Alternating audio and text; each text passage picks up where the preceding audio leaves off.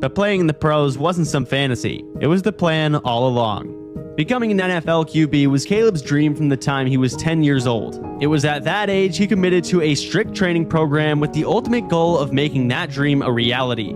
So you're 10 years old and you decide, I'm going to be a quarterback now. Kind of put together a plan, and from training to eating to, when I wake up and things like that. At 10 years old, and now we're here. And that was because of his dad, Carl Williams, who now owns Athletic Republic Capital Region, a gym and training facility in Maryland. We built him to be able to do everything, and we wanted him to have the intelligence of Tom Brady.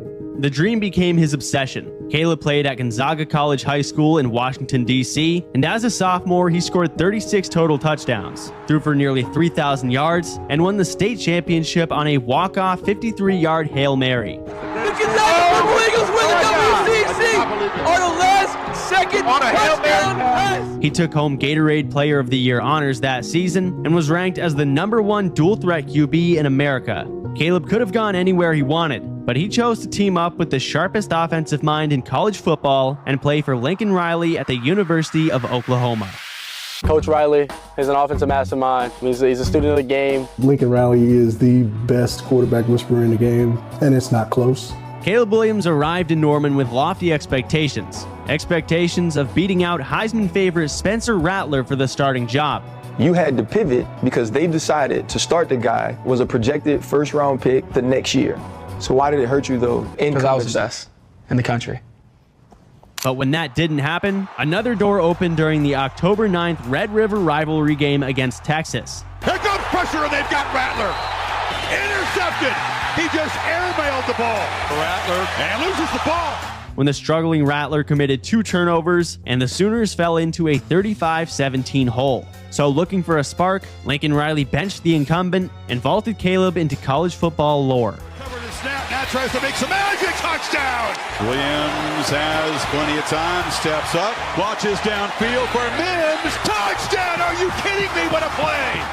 Come alive in the second half, scored 35 points. And is under duress and against the odds, the future arrives early at Oklahoma. A 55-48 comeback win, the largest in the history of the rivalry, was enough to snatch the starting job right out of Rattler's hands. And from there, the hype train picked up a full head of steam. Caleb tossed 4 touchdowns in a 52-point showing against TCU 1 week later, then 6 scores against Texas Tech in yet another 52-point outing to cap off October. He started his career 4-0, lauded as the electric savior of the Sooners season. But up next, a road matchup at Baylor. And Caleb got his first taste of reality, throwing 2 interceptions in a 27-14 loss. Still, he had all the opportunity in the world to redeem himself 2 weeks later, set to do battle with Oklahoma State for a Big 12 championship berth. The Sooners took a third-quarter lead, but the Cowboys would respond by holding the OU offense scoreless in the 4th and locking down the win with a game-ending sack on Caleb.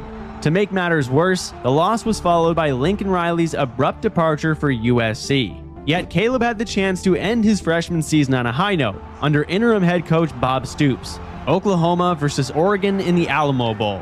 Amidst a crazy shootout, Caleb Williams and Anthony Brown went tit for tat, but when the clock hit 0, Williams was the victor 47-32. The Sooners finished the roller coaster year with an 11-2 record, and Caleb was a freshman All-American. But he wasn't satisfied, so he made a difficult decision. He packed his bags and flew 1,400 miles west to join the USC Trojans. I mean, Lincoln Riley's produced 2 #1 picks at quarterback in the past few years, and Jalen Hurts is looking pretty good in Philly, too. So a little Heisman buzz and a clean slate with Lincoln Riley, the perfect engineer for Caleb's development. Now entering the 2022 season, USC was ranked number 14 in the nation. I think at some point in this first season of his, they'll be ranked inside the top 10. And to say Caleb's Southern California tenure got off to a dreamlike start would be quite the understatement. And there's Addison, and there's the first USC touchdown. He has his second touchdown of the day. 66 points in your home debut. That'll get the job done.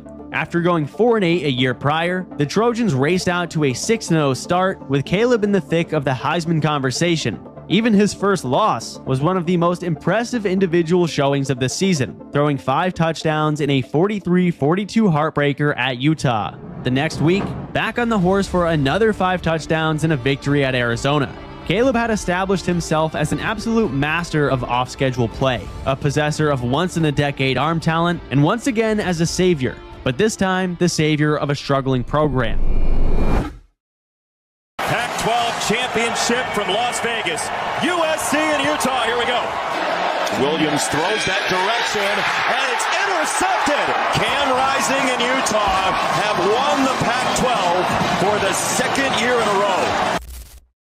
It's over, where the Green Wave have defeated the Trojans. The Trojans' storybook season fizzled out in the end, dropping the Pac-12 championship to Utah and then blowing a 15-point lead in the final 5 minutes to Tulane in the Cotton Bowl for a crushing 46-45 defeat.